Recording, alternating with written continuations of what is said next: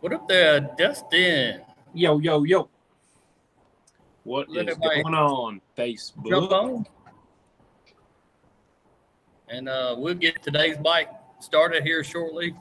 Guys, I'm going to go ahead and apologize. I'm extremely hoarse tonight.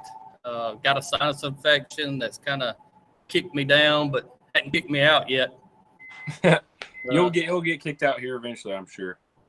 well, hopefully not, but went and seen the doctor this morning. Got a couple shots in the hips and going to try to make it. Got to fish the rest of the week. Was at Grenada Lake, Enid Lake, but I will be back up there tomorrow. Uh, Got to come home today and get a shot and get some rest so I can go back and go fishing some more. How My was vacation week. Enid Lake anyway? We'll let a few more guys get on here, and then I'll discuss it in my today's bite. But I see guys already jumping on their train, man. I like that, Kyle and Holden. Charles, as you jump on here, I'm gonna ask you every week to do this. It helps us out, helps us get in this Facebook, YouTube brain system. But go ahead and comment the 10K Crappie Connection. Appreciate everybody joining in every week. It's one of my favorite nights of the week right here. Tuesday. Today's Oh, bite. yeah. Look forward to it. Hey, Ryan, Travis, Doug. Appreciate everybody coming on. We'll get a few more folks in here, and we'll get today's bite rolling. I've got some good stuff. What's going on, Ryan? Steven? Everybody's 10K Crappie Connection. You've done something to him. You've whipped him right into shape. We've just got some really good guys that watch and listen every week. And, man, That's right. Like I said, it's fun watching the same guys and join in and comment every single week. And we wouldn't do it without you guys. Couldn't do it without you guys. So you guys are really the bread and butter of this show, and we would not stop this train from rolling.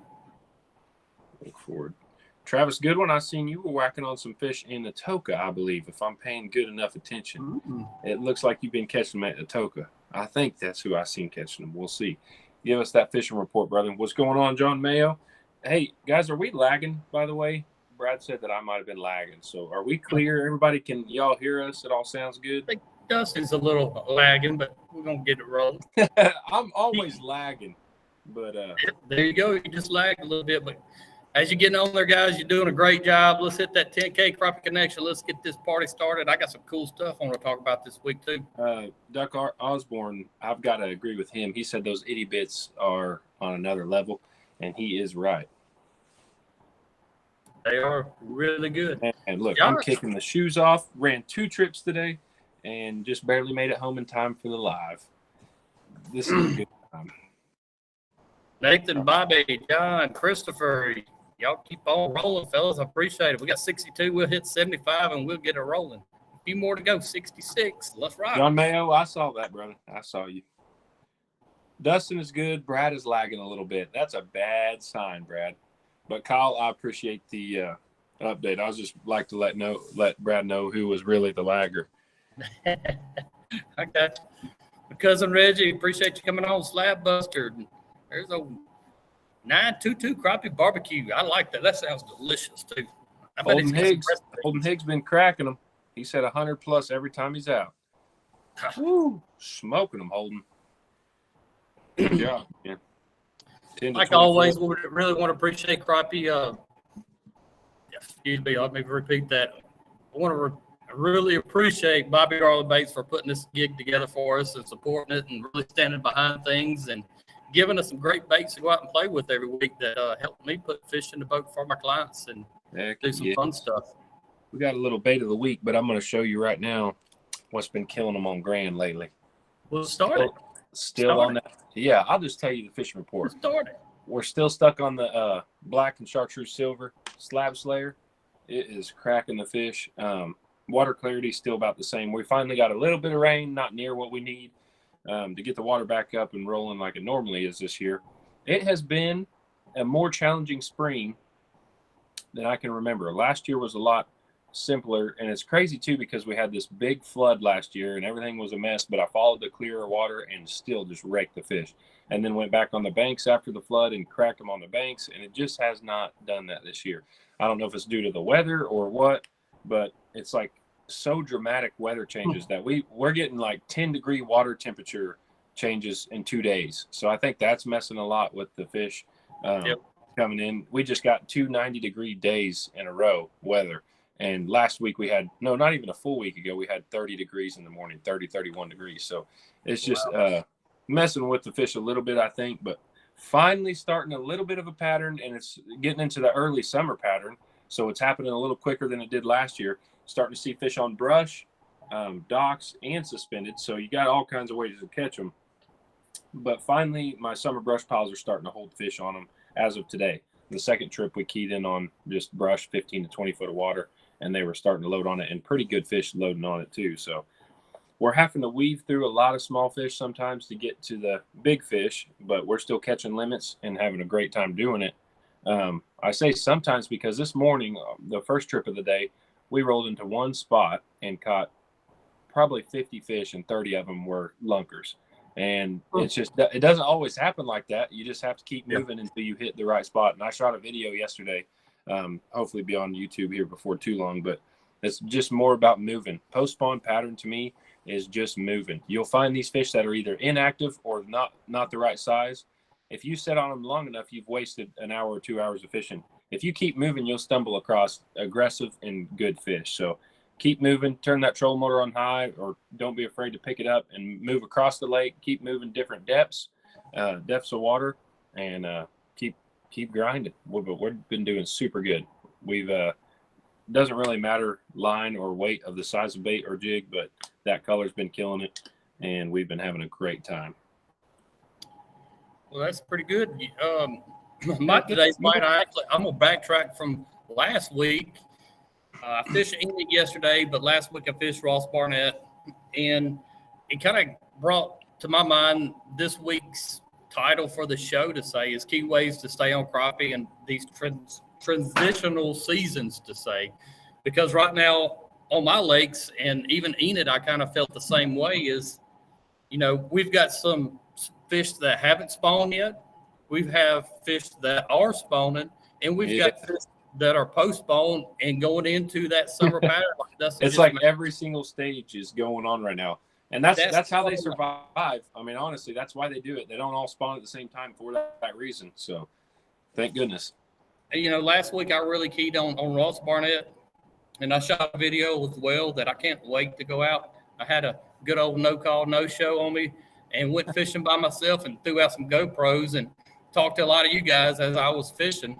But I went out and really hunted down the open water suspended fish and caught some fantastic fish that hopefully the guy that canceled sees. But, you know, I had a fun day without it. And my bait of the weekend, I'm going to pop it on the screen to show you guys. And right when I got out there last Thursday, I noticed something. I noticed a lot of mayflies on the water. It's right before the full moon last week, and those mayflies were getting out ready to do their business, and they were all over the lake. So you're already starting to see the surface. And in matter of fact, you would have mayflies. I think I've actually caught some on camera flying right next to the screen. Oh, wow. As I was recording. So there was a lot of mayflies out on the lake. So automatically I went back and grabbed the mayfly, the Bobby Garland mayfly, and put it to use.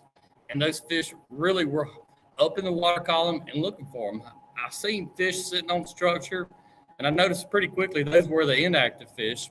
But every time I could see a fish that was 10 foot all the way up to really 5 foot of water, and as soon as they seen a mayfly come by them, they came up and smoked it. And awesome. I can add this to the screen as well. First time we've done this kind of thing. Hopefully you guys can see it, but that's the Bobby Garland mayfly, and it's available at lure.net.com. They have several colors. Last week, good color on the screen there too. Yeah, oh yeah, it's spring fling and Cajun cricket that's on the screen right now. But that spring fling last week, and you guys will see once that video gets out on the air, it was just dynamic. It's a real sunny day. Like I said in the past, I like using clear natural tone colors that have a lot of glitter on them, and whenever it's sunny, put that spring fling on there, and man, they were flinging it all right. They'd fling it just right out of your hand.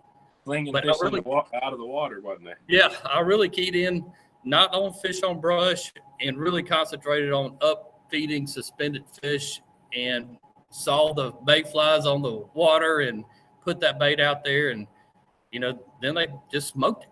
So it was a really cool deal for me. But let's hear some of your other guys today's reports. I like to see them, and Dustin can read them since I'm hoarse. So I'm gonna put old Dustin to work. I got you guys. Hey, Travis Goodwin just put a good one. Like I said, he's fishing the Toka. Water temp 65, still catching them on timber with a few roamers mixed in. Quite a few fish still holding eggs, and some post spawn were caught. Also caught the biggest male he's ever caught, 152. Kicked him back to catch another day. Travis, that's awesome. That's a big old male fish. 1.5 pound male fish is big. Did he have that tuxedo on, those black colors? That's a beautiful, beautiful fish. I always told myself if I caught one over 2.5 pound male, I would mount that just because they're so pretty. Those are gorgeous fish. I seen somebody else notice they were along the line in jigs yesterday or today at Enid. I went to Enid and did a trip yesterday. Haven't been on that lake since last year. And I see Chad Rogers actually coming up with his report as well about Enid. But, I had a good idea where I thought the fish would be located, and that was between 0.7 and 0.9 in the Billy's Creek area. And that's where I started out. And we caught some fish in there, but I never did see, a large concentration of keeper fish down. We caught the living fire out of throwbacks. We moved over towards Young's, went back through there, and started picking up the keepers in. Yeah. Caught some really nice fish, pulling jigs over there. That water to me is a little bit more stained than I've seen Enid, and I've heard that from several guys as well. But Enid's color for me anyway, and I'd like to hear if those guys had the same results with the color that I used yesterday, but it was a orange and chartreuse. This is mud dauber in the stroller. That's the color they really keep in. And also, cannot forget this color. Grenada Gold. I could have told you that one. Yep, Grenada Gold worked really well yesterday at Enid for me. Those were the two colors that I really thought the fish were keying in on. My best setup, and I'll spill the beans like I'm going to tell you I do every week. My best setup for pulling was a 16th and 1/8, pulling at 1.2 in about 10 to 15 foot of water. If I could get in that depth and pull those size at 1.2 with those colors on, literally there were times during the day, which was a lot of throwbacks mixed into that. We probably caught well over 100 fish. But at one given time, I think I had 2 poles left out of 8 because we were reeling in so many fish that sometimes. Oh, that's awesome. Which, it's good and bad, but that lake definitely has a healthy population of throwbacks in there right now for sure. And also some really nice keeping size fish. So Enid Lake's today's reports from yesterday. I didn't go fishing today because I've been sick, mustered through it. We here tonight anyway. I better not get that through the phone. Larry Farmer said Cypress Lake catching more blacks than whites. Some still spawning, fish different colors, and everything worked. Brush tops full of fish. Mostly were smaller ones. Larry, I see that. The brush tops are holding a lot of small ones here as well.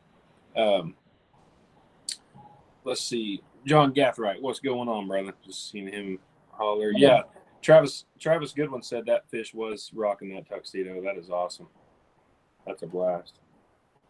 Did you read Jacob Stevenson's report? I didn't. It flew by before I got a hold of it. All right, I'll try. There it is. Fished Timber Creek Lake, caught a lot of quality fish, including a 288. Out of all my active fish, it seemed to be tight to structure. Man, a 288 this time of year is an absolute monster. So congrats on that. That's a giant. Now, where's that lake at? Do you know, Dustin? No, I don't. Sounds like a good lake, though. Yeah, this definitely sounds like a good lake. Timber Creek, it sounds really familiar, but I'm not sure where exactly that's at. Let's see. Holden Hicks asked what all the chaos was about from Millwood. Holden, I don't know. I think somebody was just trying to stir up the pot because we don't have enough going on, I guess, in our lives. But I don't think nothing a big deal was out of it, or we would have heard of it. It just was something going crazy. Charles Henderson, what's going on, man? Do you use a spinner on those jigs when you're pulling them, Brad? I can tell you, yes, he does. Yes, I do. Firsthand. He used a spinner on them. I do. I like a willow leaf style blade. Always have over a Colorado, and the main reason why, if you ever take them and you just throw them an inch or two under the water, the willow leaf to me has a tighter spin, and I think it would generate a longer trail of turbulence compared to a Colorado. I'm no hydro scientist or anything, but just by the looks of it going through the water, I really liked how the willow leaf, and it gave me confidence to use it. And roughly, I've been using it at least 10 years, and it's been working for me, so I never changed from it, Brad, what's your guys' water temp up there now? You know, I don't know if I even looked at it yesterday. Barnett last week, and I'm sure there's some guys can help me out with that. But I want to say it was still around 68 degrees last week. Wow, yeah. The end of last week. That's kind of where we're headed now, and it was just like all of a sudden. We were low 60s, high 50s, and then we had 2 100-degree days, and it bumped it up to 70 real quick. At high 60s anyways, consistent. But we have storms throughout the rest of the week that are blowing in, so I'm curious of what it's going to do to the fish, but hopefully it just fires them up. 75 today, Charles Henderson said. Yeah. 64 on Enid Saturday. Thanks, Chad. So 64, man. Matthew Rogers asked, when do you stop using corks? Hey, you can use corks year-round, brother. Those corks work year-round, but I'd say that when they're off the banks, I stop using the corks. So, but I know a lot of people that use them around docks and everything to keep them in the slips. So, yeah, we played. I think it was actually me and Hayden went out last summer and shot a little video using slip bobbers in the summertime on brush piles and catching fish doing it.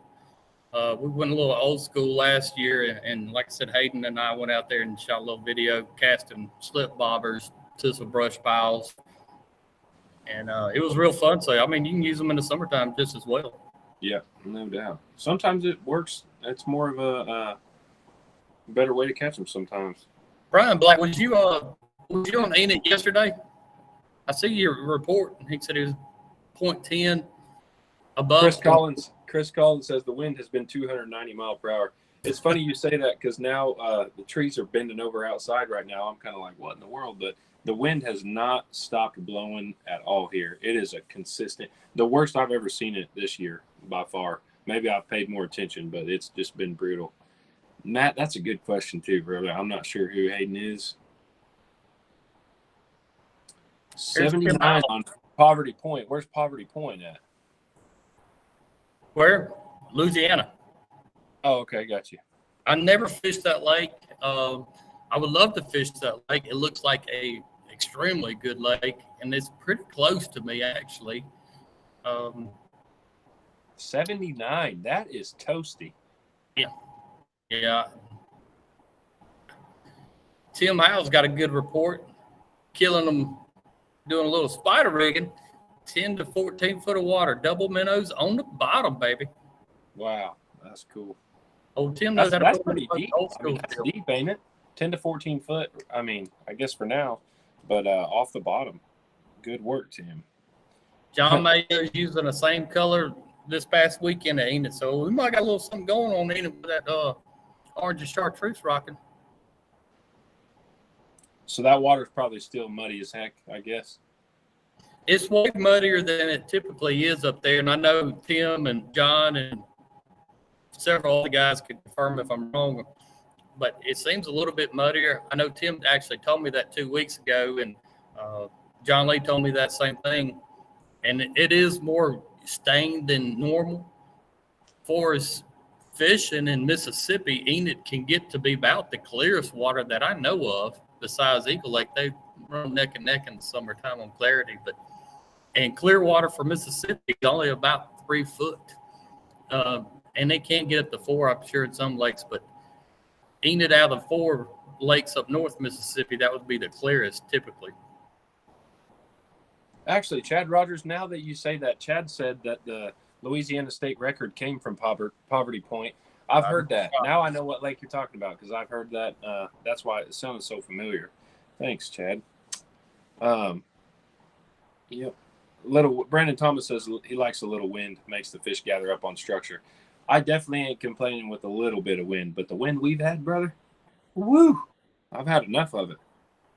But Brandon, I know you went fishing today. I'm sure you did. Give us a good fishing report. You're probably close to me over here by Grand. I'm guessing he fished Hudson or somewhere around there. So hit us with a fishing report. Billy says, "Hey, Crappie Connection crew." We say, "What's up there, Mr. Billy? Glad you joined us, brother." Here's a Lake Houston report. Carlos Willis had a heck of a fishing report for Grenada. He said it's starting to turn on. A half-hour limit today. Wait, half of his limit today was big males, but it's starting to turn on. So that's good to hear. Grenada's starting to pick it up. I'm planning on fishing with tomorrow. Oh, you're going with him tomorrow out there? Yep, Carlos, I talked to him this afternoon, and we're going to go fishing tomorrow. I'm going to head up to Grenada, and Carlos, you can come jump in the DV Ranger, and we'll go out there in my boat and give him a shot tomorrow. What's the weather going to be like there? Hot, but not windy? I'll see what the wind forecast is since you mentioned it. Yeah, I bet Carlos knows. Carlos guiding out there, I bet he knows what it is tomorrow. But no, I'm curious because I'm thinking if I start driving now, I could probably meet you there in the morning. Carlos, is it good enough to get a 3-man limit? Can we get a 3 if I come with you? If you listen to us, we could there, Dustin. Wow. If I just pay attention? Pay attention. Another little update for you guys. Last week on YouTube subscribers, we were at 8230 last week at this time. This week we're at 8328. We became 2 new subscribers from hitting 100 new subscribers a week. So guys, if you hadn't hit subscribe on YouTube, if you hadn't followed on Facebook, well, go ahead and hit that follow. All these things really make a difference for us and getting out, spreading the word more and more, and having more people give us fish reports and techniques and everything that we're trying to do. So that's why we beg and plead for everybody to go ahead and hit and follow and subscribe. And tell your folks, if you're taking them fishing, especially like some of my guide buddies, I know they've got some stickers on their boat and such, but tell them about the Crappie Connection. Tell them about today's report, today's bite, and have them join in on us. It's a good time. Everybody has something to gain from each other. Carlos says the wind for Grenada tomorrow is going to be light and variable. Said no problem if I just hop in with you guys. Carlos, what do you want to do? Long pole? Casey, what's going on, brother? Steve Webb said he's supposed to have 3 to 5 inches of rain here in Central Texas the next 4 to 5 days. Crappie are in post-spawn. What will they be doing after 4 to 5 inches of rain? Ooh, real good question. First of all, is the temperature going to be warm or cold? And second of all, your current. I think current has a lot to do with it.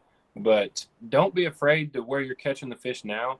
Go there and look when all that rain hits, because sometimes it doesn't mess with the fish as much as we think it should. But I guess that just depends on where you're fishing and what lake and what it does to the fish. A lot of times, though, we'll get a lot of rain here, and it won't affect near as much of the fish as you would think it would. I mean, it make you sick thinking about it, but then you go out there and it didn't mess with them as much. It might just move them in the water column, shallower or deeper, but sometimes it doesn't fiddle with them as much is what I'm hoping for. I'm trying to stay positive for you, buddy. They might scatter completely out too, so... And if you got questions, go ahead and hit them up there, and we'll get to them as well. I see another report. Nathan White, he fished LOE. I think it says LOE. Last weekend, you could catch them about anywhere on the lake. Best bait, a BG, baby shad, in bluegrass. That's Bluegrass what I like to hear. Phenomenal. I'm sure I got it on my desk.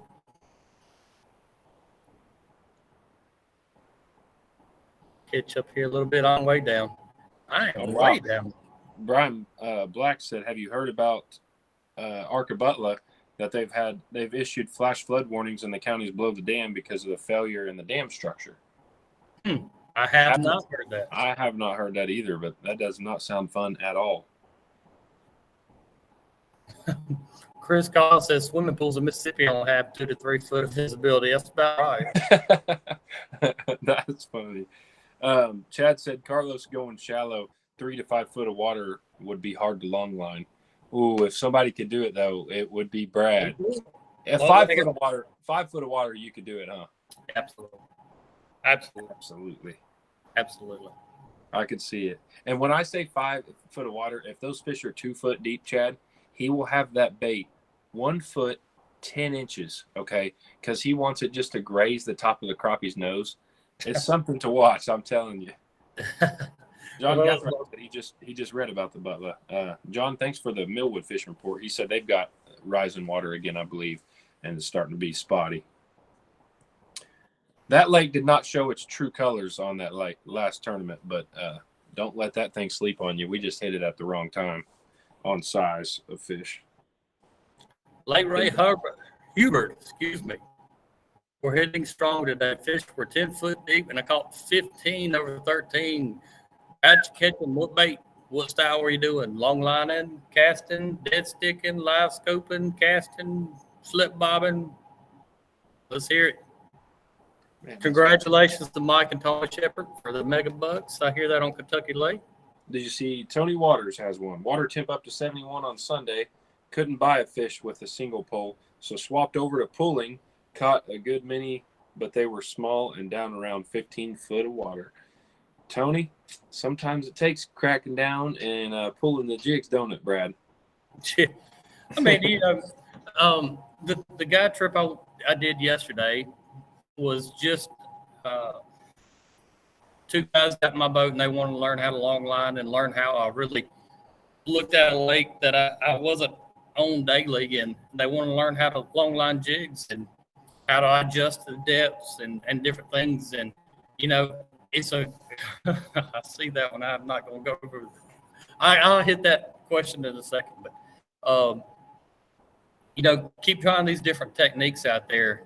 And if you got questions about anything from live scoping, from your transducers, how to place them on your boat, how to spider rig, I can tell you the experience, not just Dustin and I, but from Carlos to Tim to John Mayo, the list goes on and on that tunes in every week and helps us out. And even some other guests that come on here, we can get you answers that are bona fide, legit. I seen Mike Shepard commented earlier on here. Chad Rogers. I mean, like I said, the list goes on and on that we've got some really good guys that come on and help us out every week. We were just talking before this about there's somebody on Grand Lake right now that's pulling crankbaits and doing pretty well, catching some good fish. And it brought up today, I feel like there's a really good spot I could try pulling and start learning it because I want to pretty bad. But it was loaded with white bass. And I caught a hybrid today, a striper white bass hybrid. They throw them in the lake. They stock I don't know if it's 150 or 250,000 a year or something crazy like that they throw in the lake. And we caught a 4-pounder today. That was an absolute blast. But I'm thinking about getting into the long lining type of stuff just to see, maybe just try it. But I don't know about getting all the long rods, man. You're going to have to loan me, Brad. I think you need to ship me an overnighter. I know one of them all doubled pick them up with all the strollers, all of them tied up and ready. I think you need to come down for that Crappie Fest PTG's going to have. You're right. In June. We'll jump in my boat. I'll show you how to pull crankbaits. I'll be your net man. Well, no, you can reel them in. I'm old. I'll just put you on the fish and you'll be the reeler. But that's going to be a really cool event there. I'm gonna try to go to. So do you usually run 2 jigs when you long line? Yes, I do. Okay, so now if you're in 5 foot of water, though, would you still do it? No. I'd go to a single. Okay, got you. I was curious about that. When you said you could do shallow, no problem. I was wondering if you take one off. Another key thing about long lining as far as learning goes, and I don't know if I've mentioned it a lot, and you kind of brought that question up on me, is if you're wanting to learn how to long line, it is a whole lot easier if you learn how to pull a single jig compared to doubles. And a lot of the reason is learn how deep a 30-second to go by itself, just a single. Same thing for a 16th and a single eighth. And a lot of people still even long line quarters, but it's a lot faster to learn if you're just pulling a single. You don't have as many hang-ups and tie-ups and such. I could imagine. You're not losing $10 in one string from then on. No. When you get hung up.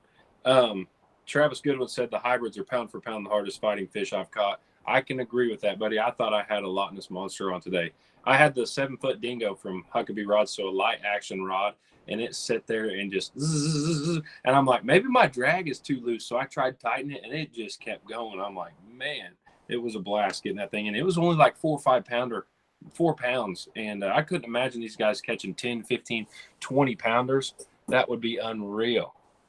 They used to stock hybrids in Roth Barnett, and I don't know if they've done it anytime recently, but if you would hit a school of stripers hybrids, and you would, most of the time you wouldn't hook up one at a time, and I'm talking about pulling crankbaits, we would hook up 3 to 5 at a time a lot of days. And you're talking about a mess, a house burning down. Yeah. You hook up about a 7 to a 9 pound hybrid. Woo! And they have their own mindset on where they're going to go, and they do you know immediately? Like, I mean, I'm sure when you hook one, you're like, oh no. Well, I learned how to read them on my units really well, and I had a pretty particular way that I would try to avoid that from happening. When you see it, you would start cranking them. No, and that just triggers them. What do you do? Just stop the boat? Stop the boat. Oh, okay. See, I would have messed up, been like, oh, we better hurry and get them in. No, they would smoke it. You stop the boat immediately and let the crankbaits float up. Oh, smart. That is funny, man. I bet on that long rod, though, that's a fight, ain't it? It is. I've got some pictures from years ago when Hunter was, he had to be really young, probably 14 years old, that he would love catching the hybrids with me whenever we would pull crankbaits, and we would bring home a legal fish and he would put it on the grill and cook it. And of course he loves to cook, but I avoid them at all costs whenever I would see them on my down imaging unit. And you ask, how can you tell what stripers look like on a down imaging or even a side image unit? Is they're giant streaks. If you ever notice on your down image or your side image, you got schools of fish that are giant streaks. Typically for me, that is hybrid bass moving. Get out the way.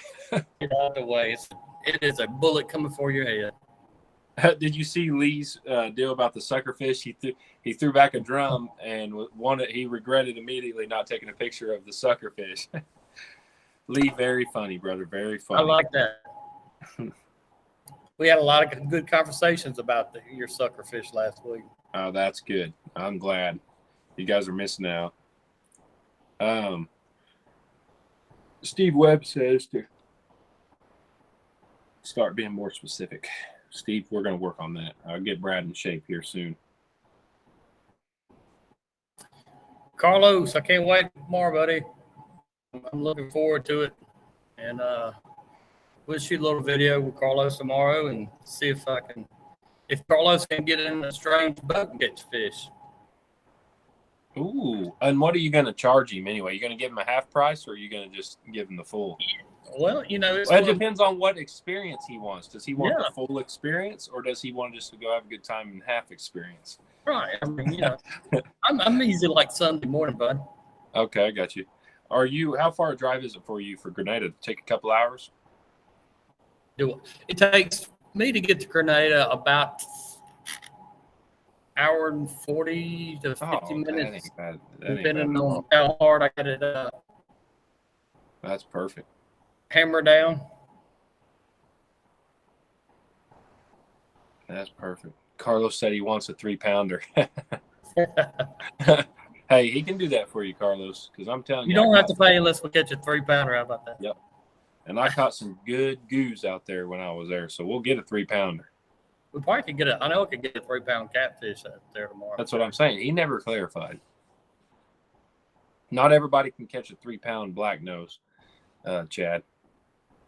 Yeah, I've seen that too. That's a beautiful mount. Did you see that mount? My goodness. Congrats on that, Chad. Oh, Slapbuster RTR. Ever tried micro baits on 1/64th hair jigs? Then it says no go. Is that the name of the jig or? Yeah, I don't know. Oh, he's saying he was struggling and he even tried the micro baits 64th ounce. Oh, I got you. They didn't work. I got you. I would No get go. the action and, you know, what profiles you actually threw at them. And like I said, there's little keys that you can see on the water a lot of times that'll help you, especially if you don't have a pattern set yet, and just kind of observe. And like I said, the mayfly for me last week, I keyed in on the mayflies on the water surface, and that helped me put some really good fish, chase them down, and put them in front of them. When you're trolling right now, do you tip your jigs with minnows or usually just straight jigging it? What was that again, Dustin? When you are tipping your jigs, do you tip your jigs with minnows when you're trolling, or are you just straight jigging it? When I'm trolling? Yeah. Long lining? Yeah. We tried putting a minnow on a long line jig years ago, and you talking about kink up some line. Now you probably could put a. Does it just do this? A swivel on it. It just swirls like crazy.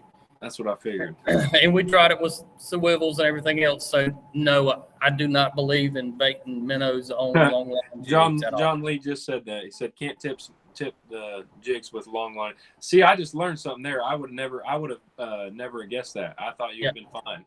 Wow. So I could see it swirling, but even any way you hook it, like you can hook it. I don't know how. I've hooked them through the lips.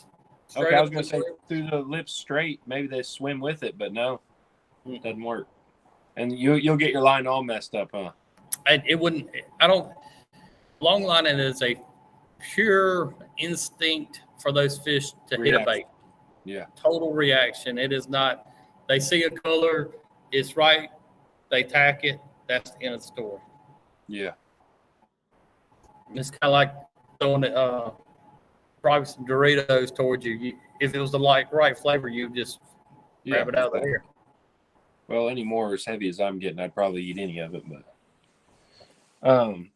yeah, no, that's a cool tip there. I would have never probably thought about that. I guess you're going faster than what I picture when you're trolling. You're going a little bit faster than I'd imagine.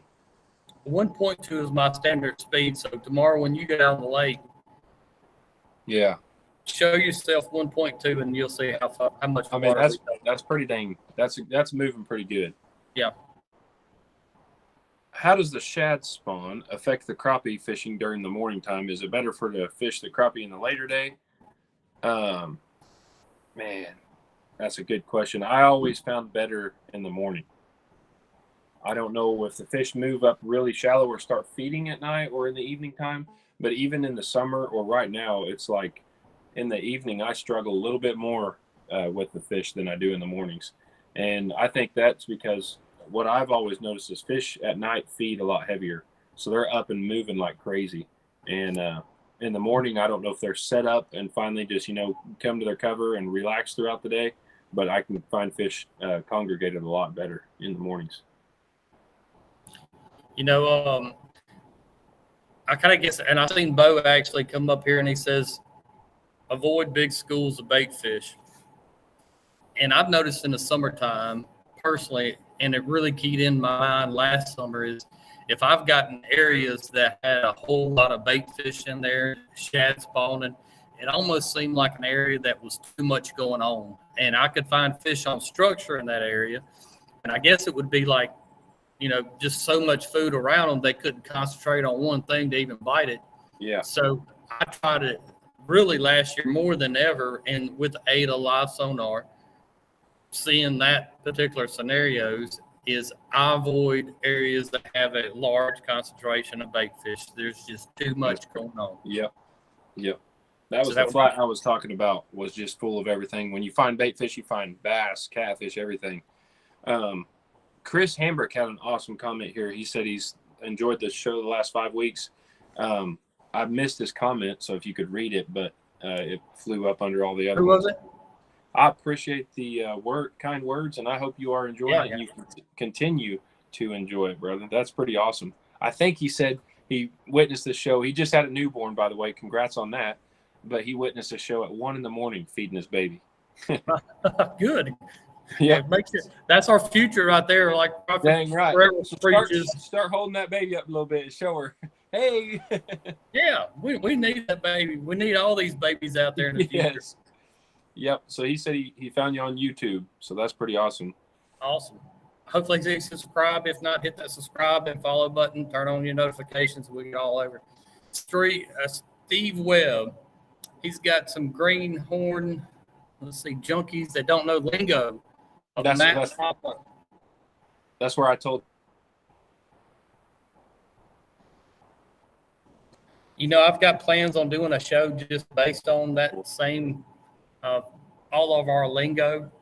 And I've been trying to word or put in my mind what would be the proper terminology to start out a podcast talking about crappie lingo. And I guess that could be it. Flat out crappie lingo.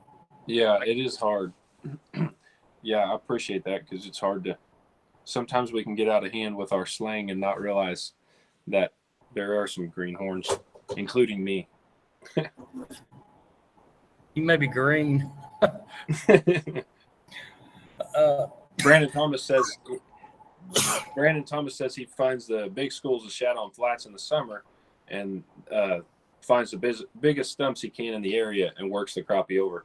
Brandon, I can agree with that. Where you find big schools of shad in the summertime, you can find big fish, big crappie loaded up in certain areas around that, but you definitely have to get away from all the chaos. Mike Shepard, the juice run. He must have a couple of juice runs. Old Mike Shepard, he's a stick too.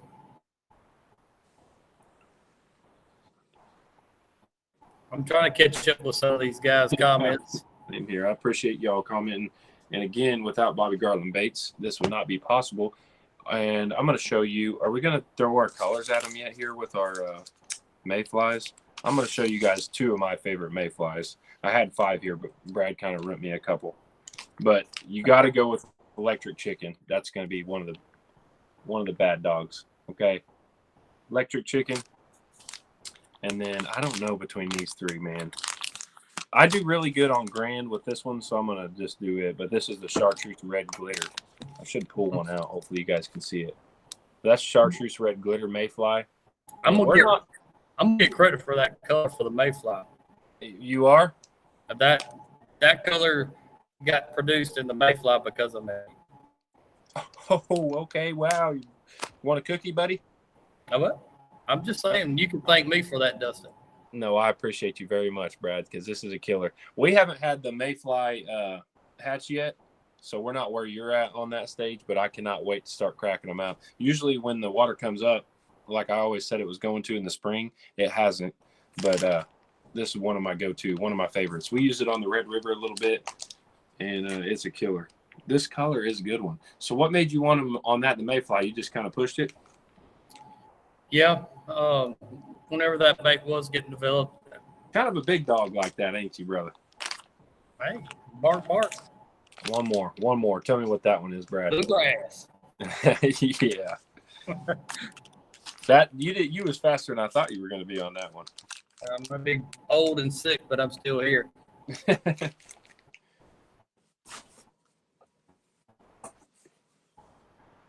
Jeremy asking, I like good question. What are some tips on making post-spawn crappie bite?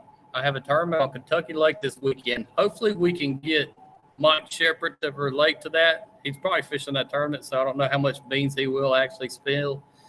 But for me, post-spawn fish is you got to look for the active fish.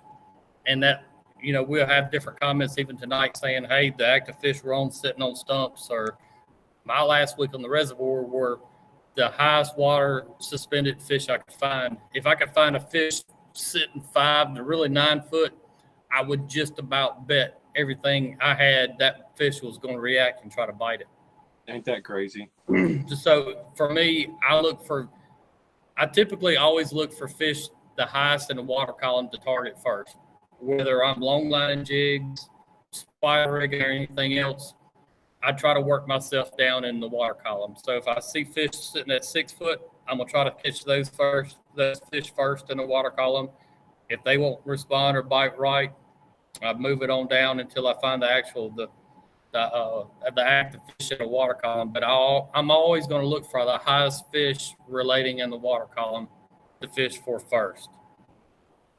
I don't know if that helps you out or not, but another good thing I would say is the speed of your presentation.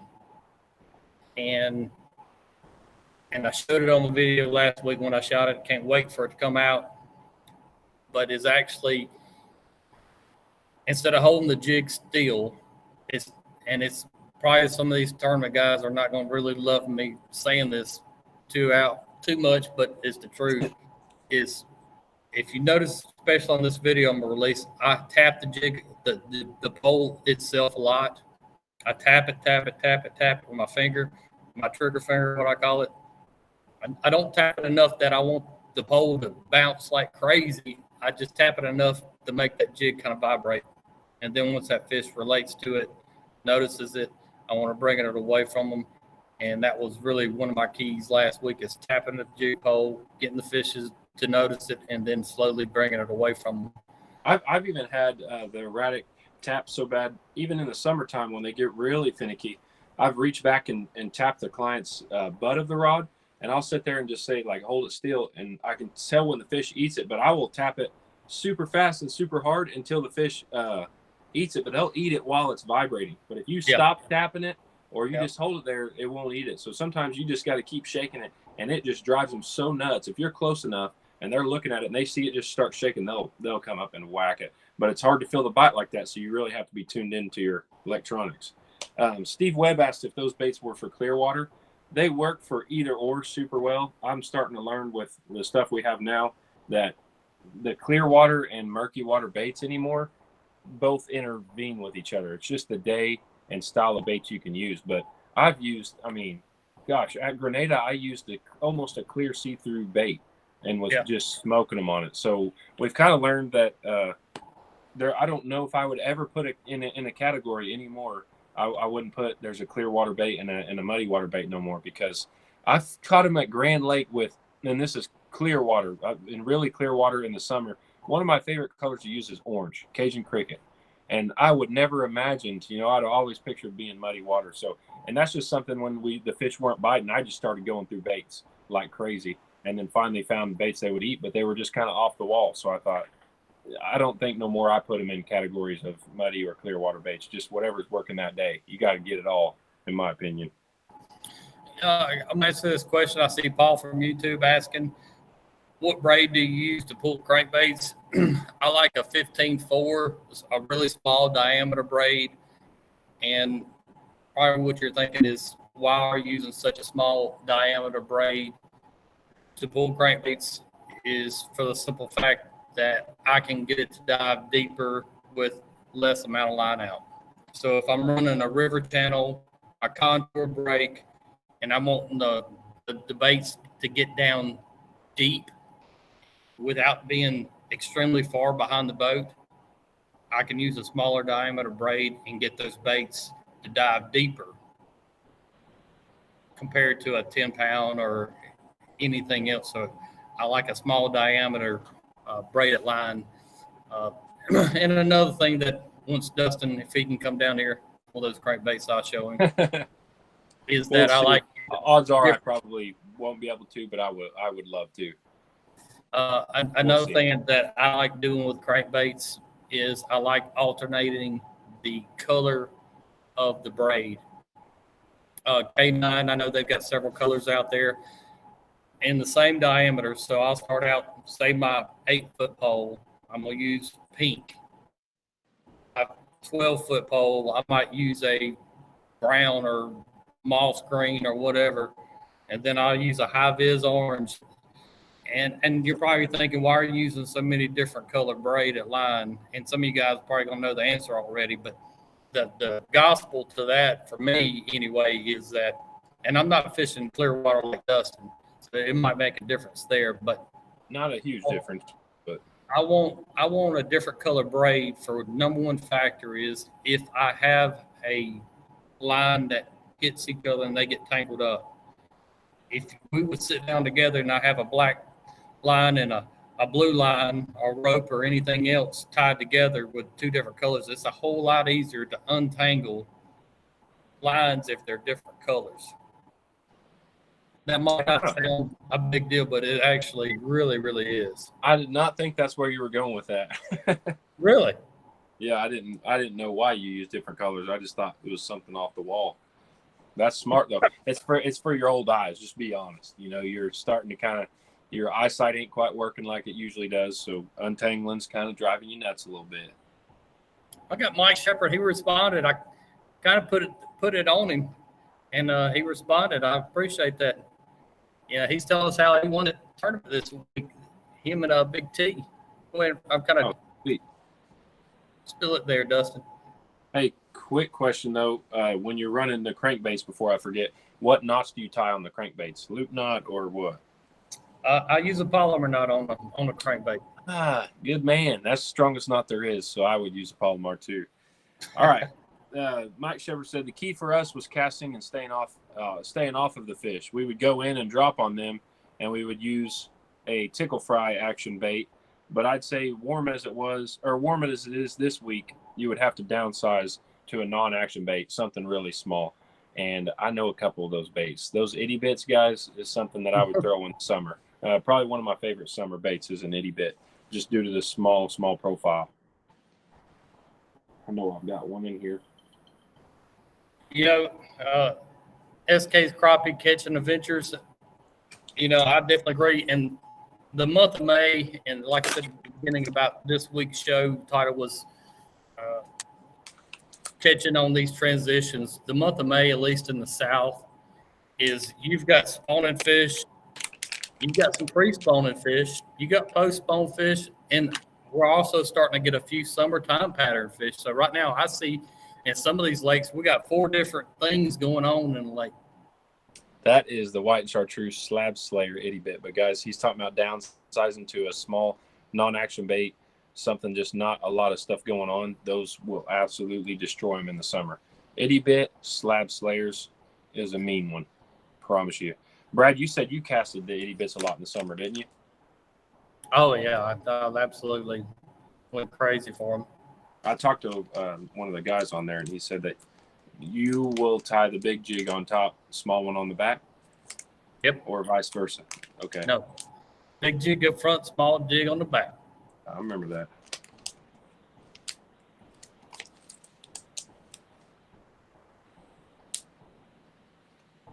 that. 922 guy said, watch it with the old cracks. We're both young. Yeah. Hey, you're right. I better watch it. Hey, Dustin's a young gun on this deal here, but I'm just blessed to do what I get to do every day. Dang right. Sometimes I feel old, though. I'm in trouble if I already feel old, huh? Yeah, you'll keep on. You know what every older person's told me? It never gets better. It never gets any better. It never gets any easier. Yeah, that's exactly true. You know, another thing I want to bring up, and Daniel White, guys from Crappie Forever, as you guys know, they're doing these Crappie connection hats for us right now in 2 different styles. Those are available. Today we kind of finished up some summer hoodies we got out. Went through and picked them out. Cannot wait to be available for everybody to order from those guys. Me either. All the hugs you're going to get? Yeah. Well, no. That's what I I'm see talking somebody about. asked me that question earlier. I laughed and kind of overlooked it. But I'll be up there giving out hugs on Grenada starting tomorrow. You get a hug for a hoodie. It kind of rhymes. Hey, Steve Webb asked what jig head I use. It's this brand right here, Crappie Pro jig heads, and the 24th for those itty bits. They fit what I just showed you, that little bait. I don't know if anything fits those itty bits any better, but a 24th of the Crappie Pro Moglo jig heads is money. Those fit them too, but these cold-blooded killer for bigger fish. It depends on what size you're wanting to catch, but whatever. No, whatever. These are killers too. Both of them work great. Yeah. Bring Bob. I see you. I've got hoodies in my truck, and I made special deal to make sure I got hoodies. I've got some of our old style, like Dustin's wearing right now, in my truck. Oh, now let me tell you, these are killer, guys. We had a hot day today, and this face mask and everything for the boat rides and all that, keeping the sun off you. I don't know if there's a better pullover for all that. The face shield is everything. You got a built-in neck gaiter with the breathing. Whew, it is nice, especially when it gets real hot. I've already got sun problems going on with the skin, so these are lifesavers for sure. And that's a really good key for you guys if you're out there crappie fishing right now. Sunscreen. Y'all be wearing. Sunscreen and sun hoodies. Guess what? Hoodies. I don't wear it. Huh? I get in trouble from the wife all the time, but I might have a problem putting on sunscreen every day. Well, that's why I wear a sun hoodie every day, because I have something over my head and my ears. Yep. I noticed about 3 years ago, my ears felt like pork rinds. And I was like, man, these things are getting pretty beat up. So I've had places burnt off my ears already, so I better start paying attention. But look out for the new gear coming out with Crappie Connection from Crappie Forever. I know that we're leaning toward a heathered black color and also a royal blue. Whenever we get some proofs up, I'll throw them on the screen on today's bike show. And maybe even do some pre-order and some giveaways, especially if I can get us near the 10K. Somebody asked me if I was going to give away a boat at 10K. I saw that. I'll tell you what, we can do some hoodies, though. Oh, we could give away a boat, like a little one like this. They do the action figure boats. Yeah, that's right. I think you should give away a pooling trip with Brad. That's what I think you should do. Long line it. Yeah, I can do that. I care. Blue. I'm trying to catch it. Bob, what are you talking about? Blue lizard. Yeah, I'm not sure what we got going on. He said blue, oh man, blue lizard suns, really. Ricky, I appreciate it, man. Hey, Steve Webb, congrats to Hayden and Dan. Yeah, I mean, those guys are the sticks right now, and they got it going on. Whew, no doubt about it. Sunscreen. No doubt about it. Oh, Bob, what are you talking about? Blue lizard sunscreen. Gotcha. Is that some? That must be some good stuff we're going to have to look up.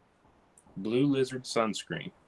Hey, we've got a model, Chris Collins. He just said, ask if we need a potbelly stallion to do work cheap in the 3X. I like that, man. I think we could make a photo shoot out of that. You're dang right. Yeah, Bob said that's the best sunscreen, so I'm going to have to look into that. Blue lizard. What about a hoodie for some sunscreen, hey? Yeah, that's a good deal, too. I may have one or two left over in my truck, too, so. Hoodies should be available soon. I'll let you guys as soon as I know. That way, Do you have any more sun shirts or just hoodies? I've got some more shirts like you've got on that I have in my truck that I'll be at Grenada this week with. I may have to drive to Grenada. Appreciate everybody joining in. We got the hour mark done again this week. Love the show. Love doing it with you guys. Cannot tell everybody how much I appreciate it. Goal next week. We didn't hit 100 this week on new subscribers, so I'm going to ask everybody watching. It's 151 people watching between YouTube and Facebook. Let's see if we can bust that 100 subscribers mark this week. And I know with the help of everybody, spread the word. Special props out to my cousin Reggie Hillman. Somebody was asking about crappie fishing today, and he referred to today's bike show. Keep that going. That's how we're going to grow, is with you guys. There's nothing I can do it. You guys are making this grow and help us keep it going. But you got Brad Chappell, and I cannot wait till next week. I'm going to give you some Grenada Lake reports. And yeah, I can't wait. Be looking forward to that. I appreciate y'all. Carlos in the morning. Next Tuesday, 7 o'clock. We'll see y'all. Holla. Holla, guys.